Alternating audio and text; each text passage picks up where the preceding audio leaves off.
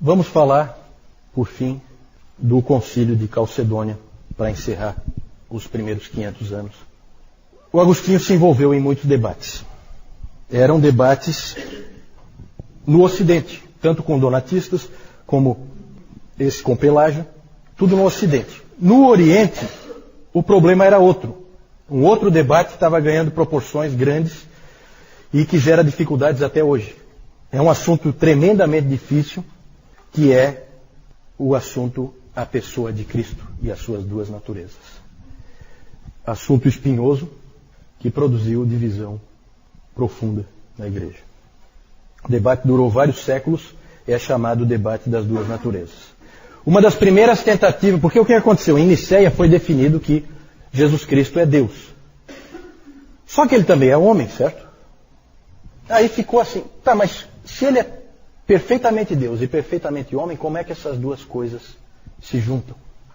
Essas duas naturezas. Uma das primeiras tentativas de responder foi do Apolinário.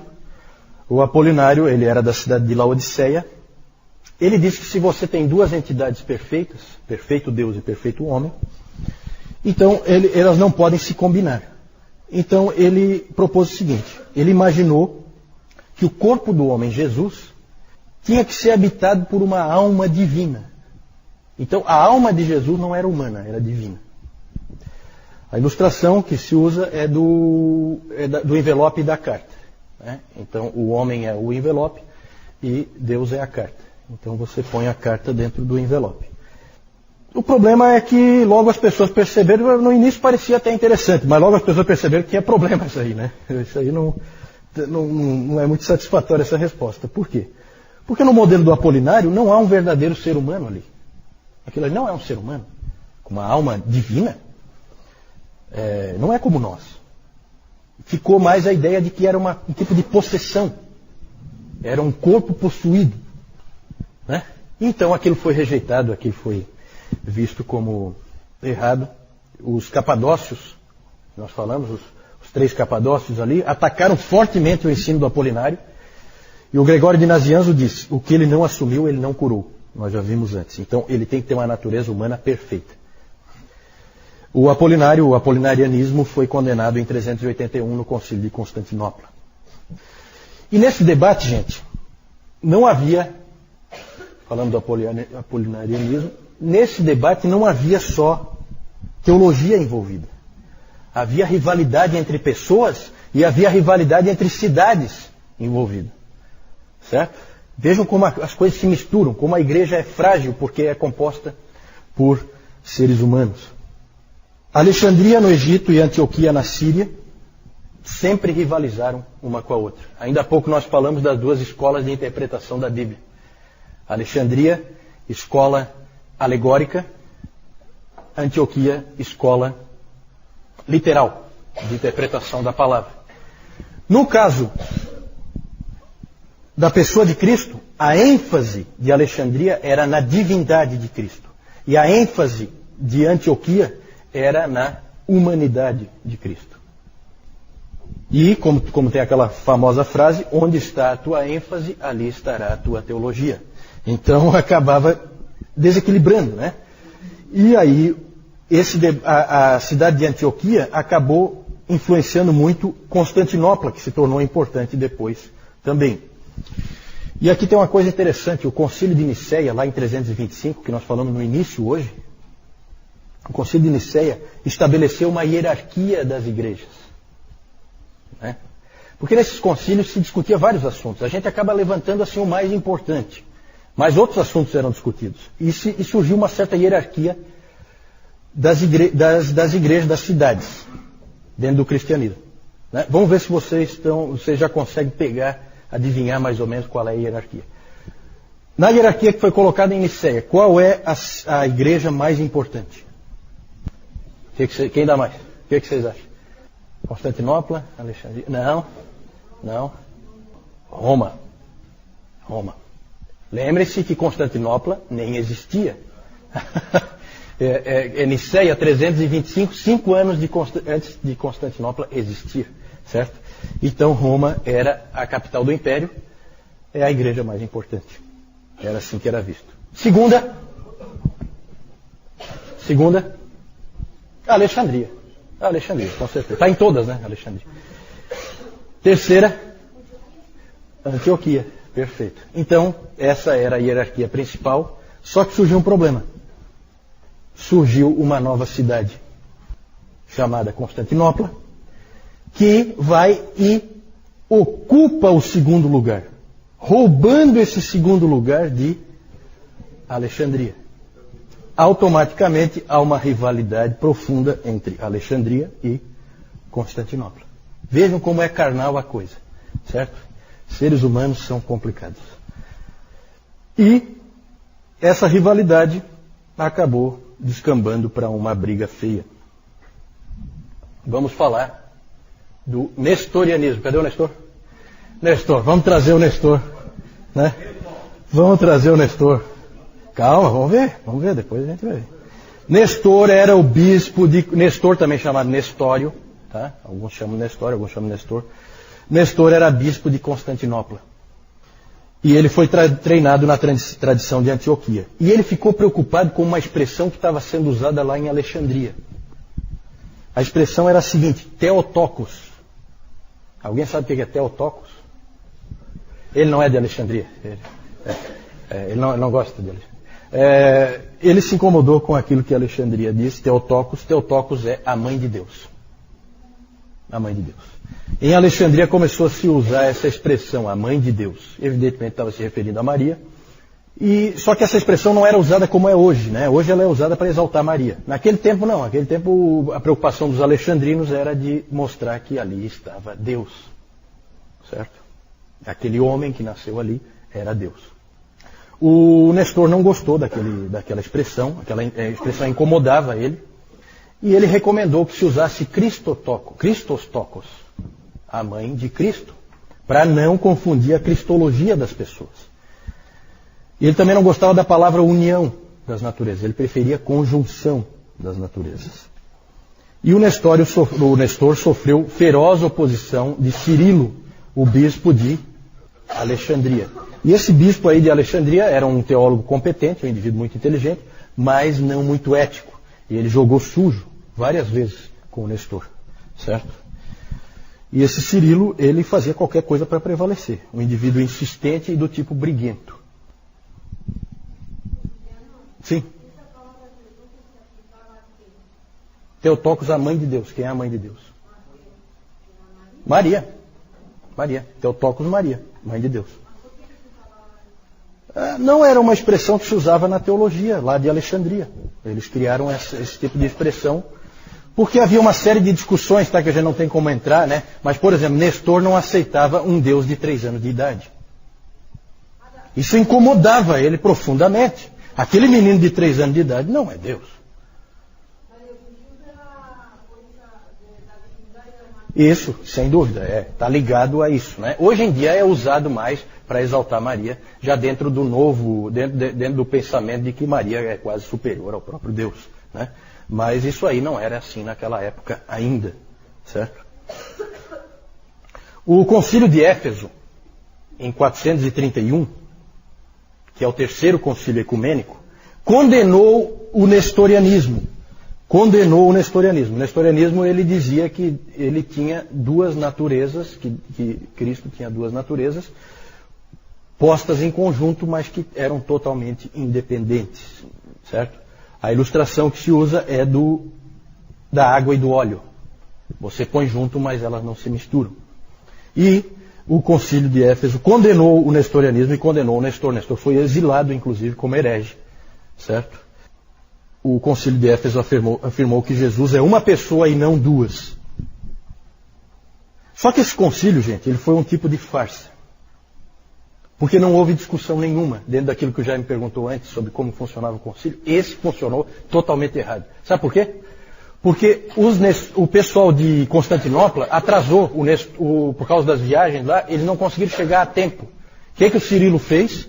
Um indivíduo extremamente ético. Começou assim mesmo. Não chegaram, não faz mal.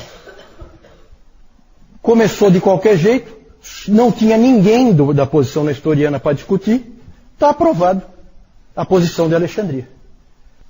Tá certo? Olha como é que são as manipulações, os jogos políticos que sempre existiram dentro da igreja. Esse aí é um exemplo daqueles lamentáveis, né? Cirilo jogou sujo aí. Hoje os historiadores acham que o Nestor foi injustiçado, né? Mas mais ou menos, tá, gente? Porque na verdade, ele falou algumas coisas que não ajudaram nem um pouco. No calor da discussão, ele falou coisas desse tipo, que ele não aceitava um Deus de 3 anos de idade. Isso aí complica. Se você não disser que Jesus Cristo é Deus com 3 anos de idade, então ele vai se tornar Deus em algum momento depois. E então isso começa a complicar, certo? Então, há uma certa divisão se o Nestor é um herege do bem ou um herege do mal, né? Não está bem claro isso aí, certo? Mas alguns acham que ele foi injustiçado. De qualquer maneira, ele é considerado um herege da igreja. Só que, vejam bem, herege na igreja católica. Por quê? Porque esse episódio do nestorianismo gerou profunda divisão na igreja. Nós já vimos que os donatistas tinham se dividido e agora há divisões mais sérias. E por isso existe hoje a igreja nestoriana na Pérsia. A igreja da Pérsia é fora do Império Romano e ela tinha sido influenciada profundamente pelo Teodório de Mopsuestia, que era o mestre do Nestor. E eles criam do jeito que o Nestor dizia. E por isso existe a igreja nestoriana que existe até hoje, né? Na Ásia. Com a vitória de Alexandria, parecia que tudo tinha se resolvido, parecia que agora as coisas tomavam um rumo claro, mas não resolveu coisa nenhuma. Por quê? Porque nós tivemos já essa divisão, a igreja da Pérsia fica totalmente separada por causa disso, e surge um monge chamado Eutico. Esse monge, ele surge em Alexandria, ele é pró-Cirilo, nos debates, só que ele vai muito além do Cirilo. Ele praticamente nega a realidade das duas naturezas. Ele disse que a natureza humana foi absorvida pela divina. Ele chegou a dizer o seguinte: a carne do Senhor não é como a nossa. Ele a descrevia como uma natureza humana que tinha se tornado divina. E aí passa a haver uma nova natureza única. É como a ilustração aí é de água e vinho misturados. Passa a ser uma coisa só e não duas. E em 449 houve um concílio em Éfeso, o concílio dos ladrões, assim chamado, onde o eutiquianismo foi aprovado como ortodoxia. Por quê? Porque todo mundo era amigo do Eutico. Esse Eutico, todo mundo gostava dele, cara, gente boa, como um bom herege tem que ser, né? E para ter aquela penetração realmente no meio do povo. E esse Eutico acabou prevalecendo, e aí surge a figura do Papa em Roma, o Papa Leão I. Léo, né? Léo, para nós em português é Leão. O Papa Leão I pode-se dizer que ele é difícil, gente, a gente dizer quando começou a Igreja Católica Romana. Mas provavelmente o primeiro Papa é esse cara aí. Papa mesmo, sabe? Que age como um Papa. Leão I. E o Leão chamou o concílio, esse concílio de Éfeso, ele chamou, em vez de chamar de concilium, ele chamou de latrocinium. Por quê? Porque ele tinha mandado uma carta, que é chamada de tomo a Flavianos, para que fosse lida e seguida no concílio. Lá ele usou muito o texto de Tertuliano e de Agostinho para defender a posição que nós defendemos hoje, a posição ortodoxa. E o concílio simplesmente ignorou a carta dele. E aquilo deixou ele profundamente irritado. Então ele passou a se empenhar fortemente para reverter o que tinha acontecido em 449. Inclusive o Nestor estava exilado. Ele leu esse tomo e ficou muito contente, porque ele achou que tinha a ver com o que ele cria. O resultado do esforço do Leão, o Leão chamou esse concílio de Éfeso de um covil de ladrões. A coisa pegou fogo mesmo. E o resultado do esforço do Leão foi a convocação em 451 do concílio de Calcedônia. O que nós cremos hoje sobre as duas naturezas de Cristo em uma pessoa é ortodoxia e vem de Calcedônia. Certo? Lá em Calcedônia, então, o eutiquianismo foi condenado. E ali afirmou-se que Jesus Cristo tem duas naturezas distintas. não misturadas, não uma absorvida pela outra. O Concílio de Calcedônia foi o quarto concílio ecumênico, esse aí nunca foi contado, ele foi desconsiderado, esse de 449. Ele foi o maior concílio de todos, de toda a história, tinha mais de 500 bispos presentes em Calcedônia. A maioria dos bispos eram do Oriente, porque no Ocidente a coisa estava pegando fogo, e aí a maioria não pôde vir, porque a casa estava caindo no Ocidente, certo? Calcedônia estabeleceu o que a maior parte da igreja aceita até hoje. Cristo é uma pessoa em duas naturezas perfeitas, sem confusão ou conversão, sem divisão ou separação. Essas duas naturezas unem-se de forma hipostática. Essa expressão hipostática é um pouco difícil de definir, mas quer dizer assim que ela é uma união não voluntária, uma união necessária, uma união que sempre existe. As heresias são fáceis de ilustrar. A carta no envelope, o óleo e a água, o água e o vinho, né? Já a ortodoxia nunca dá para ilustrar, porque permanece sempre o mistério. Mas o problema não se encerrou. Na verdade, nós estamos terminando aqui, só que depois de Calcedônia, o que aconteceu? O Ocidente aceitou Calcedônia imediatamente. Não houve problema nenhum no Ocidente. Calcedônia foi aceito, sem problema, mas no Oriente a briga continuou. Nós não temos como entrar em detalhes, mas houve uma briga fortíssima entre os monofisitas, que vem ali do eutiquianismo, em que há uma natureza só, e os calcedônios. Um outro concílio, Constantinopla II, em 553, disse que Calcedônia estava certa e que os monofisitas estavam errados. Mas os problemas continuaram. 100 anos depois, em 680, Constantinopla III, mais uma vez reafirmou Calcedônia. Também não resolveu, a briga continuou. E nesse tempo já havia mais divisão na igreja.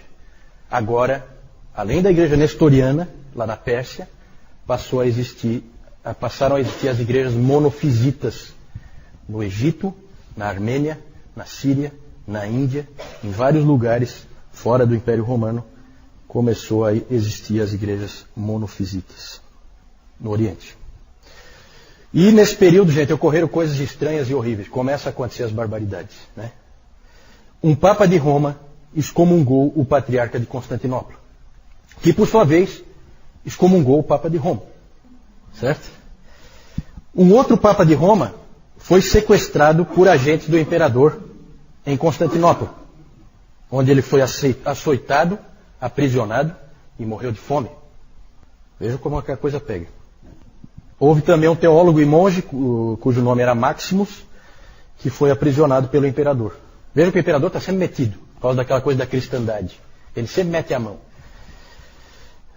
A língua desse Maximus foi cortada, porque ele disse alguma coisa que o imperador não gostou, e a mão dele foi decepada porque ele assinou um documento que o imperador também não gostou. Então vejam o nível que a coisa chegou, certo? Tudo de horrível ocorreu por causa dessa controvérsia em torno das duas naturezas de Cristo. Quando a poeira baixou, havia igrejas monofisitas separadas no Egito, na Síria, na Armênia, na Etiópia e na Índia. Essas igrejas monofisitas ainda existem. Lá no Egito você tem a igreja copta, certo? A sede é em Alexandria, não tem nada a ver com Roma, certo? E ela é uma igreja independente. Então já temos nessa época 4 igrejas, talvez 5 igrejas. É que os donatistas vão desaparecer, né, com os muçulmanos. Mas já temos 4 igrejas. Temos a igreja do Ocidente e a igreja do Oriente, que em tese ainda estão unidas, né? Só que com um Papa excomungando o patriarca, pode ter certeza que essa união já não existe mais, né? Acabou. E logo nós vamos ver que elas vão se separar de vez. Nós temos então a Igreja Católica Romana, a Ortodoxa Oriental, a Nestoriana, na Pérsia, e a Monofisita, naqueles outros países. Vamos encerrar então, vamos ver. Sim. A Católica Romana, a Ortodoxa Oriental, a Nestoriana, na Pérsia, e as várias monofisitas. Certo? Aí o Cirilo, bispo de Alexandria, que jogou bem sujo. Aí o nestorianismo, alguns exemplos aí, né, da igreja nestoriana, que é uma igreja diferente, né? Aqui tem uma estátua do Nestor, porque para nós ele é herege, para eles não. Para eles ele é reverenciado, certo? Vejam como a coisa é diferente.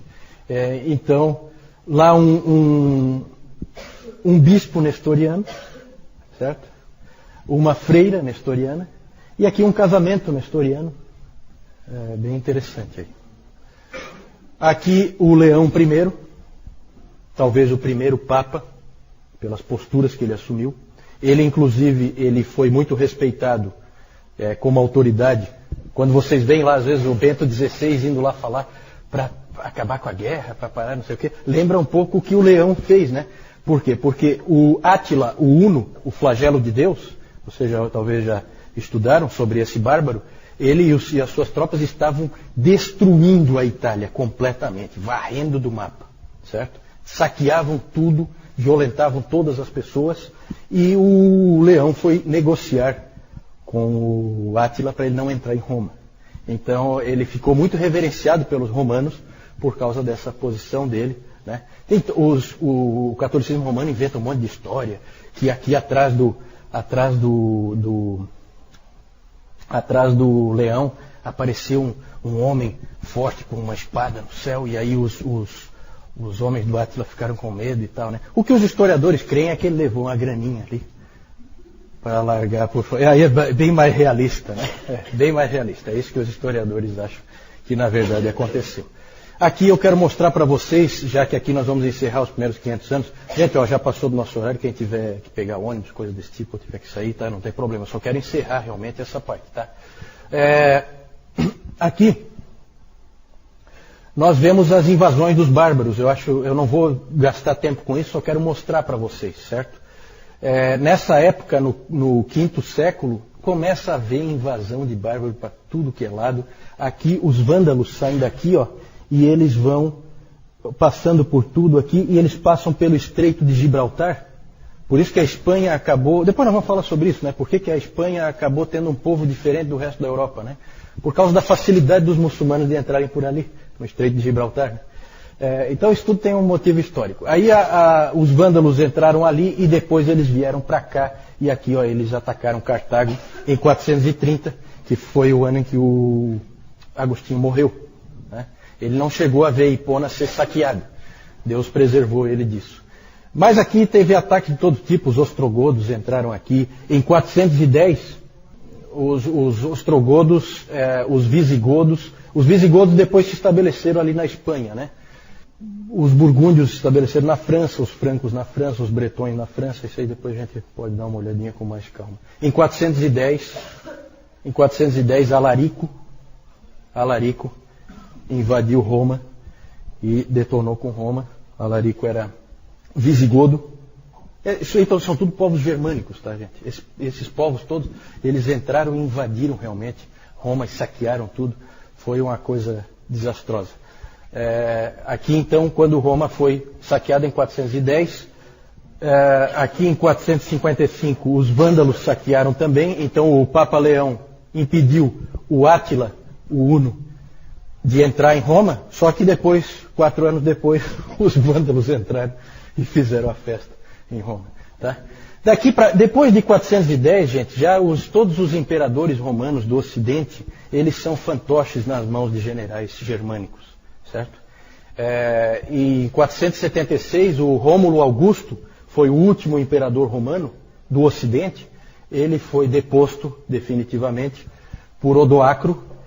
E o interessante é que o Odoacro era um general romano, porque nessa época os bárbaros já tinham tomado o exército completamente e eles queriam ser romanos, né? Nunca pensem que os bárbaros invadiram Roma para destruir Roma. Eles invadiram Roma para ser romano. Eles tinham gosto por aquela vida dos romanos, a civilização. Eles queriam usufruir daquilo também. Então eles entravam e saqueavam primeiro e depois assumiam ali as casas e coisas e moravam ali. Esse Odoacro era um dos generais do Rômulo Augusto, que era um mero fantoche, né? E esse ano é importante, 476, para quem estudou história, é o ano da queda do Império Romano do Ocidente, que marca o fim da Idade Antiga e o início da Idade Média, certo? Não é isso que diz a história? Na verdade, Roma já tinha caído aos poucos, muito antes disso, durante todo o quinto século, certo? Só mostrar para vocês rapidamente, para encerrar aqui, onde é que depois, isso aqui depois na Idade Média vai influir, tá? Já não temos mais romanos. O que nós temos agora são povos bárbaros que ocuparam todo o Império Romano do Ocidente. Os romanos estão aqui, ó, no que é chamado de Império. Como é o outro nome do Império Romano do Oriente? Quem sabe? Império Bizantino. O Império Bizantino, exatamente, porque ele parte de Bizâncio, Constantinopla, certo?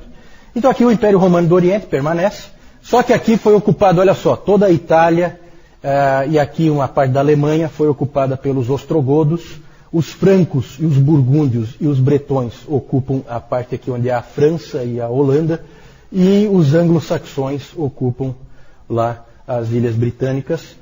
Os visigodos ocupam a Espanha e aqui os suevos, numa parte ali de Portugal. No norte da África, os vândalos se estabeleceram, certo? Depois eles vão ser triturados e trucidados pelos muçulmanos, né? No século VII. Deixa eu... Fala, Augusto. Como é que eles podiam ser chamados de Império Romano se não tinha Roma? Tinha Roma.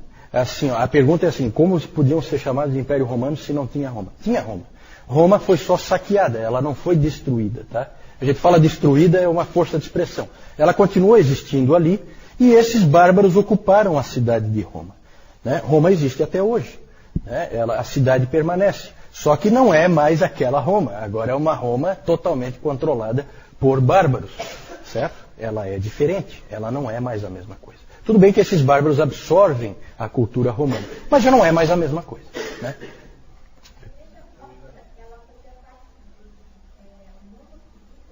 Isso, a pergunta da Jussara é sobre a igreja copta. A igreja copta é uma igreja monofisita. Eles fazem o sinal da cruz com um dedo só, né? Essas igrejas monofisitas, elas fazem o sinal da cruz com um dedo só, para deixar bem claro que é uma natureza. Tem esses detalhes assim. A coisa é feia, sabe, gente? Então, quando a Igreja Católica Romana acusa os protestantes de divisão e coisa, é uma piada, né? É uma piada. Só pode ser piada. Quem conhece a história sabe que isso aí é uma brincadeira de mau gosto, né? Não é. Na verdade, divisões ocorreram sempre. E pelos motivos mais diversos. Por motivos teológicos, por motivos de prática eclesiástica, como nós vimos dos donatistas, certo? Política eclesiástica, recebe ou não recebe de volta. Dividiu a igreja. Então, divisões sempre aconteceram, certo? Infelizmente. E como, para encerrar, lembrando como o que o Lloyd Jones disse naquela primeira frase que nós vimos, não há nada que denigra mais a glória de Deus do que a história da sua igreja. Infelizmente. E realmente é o que a gente vê, né? Mas, é como o Newton diz, é a história do nosso povo. Hoje de manhã eu estava comentando com o Francisco e com o Lennon, eu acho, né? Que é como um judeu, um Pedro ou um Paulo que pegava o livro de Juízes e também não tem muito do que se orgulhar do que vê ali, certo? Mas é o povo de Deus e a história é registrada como ela foi, certo? Vamos aprender com os erros e aprender com os acertos.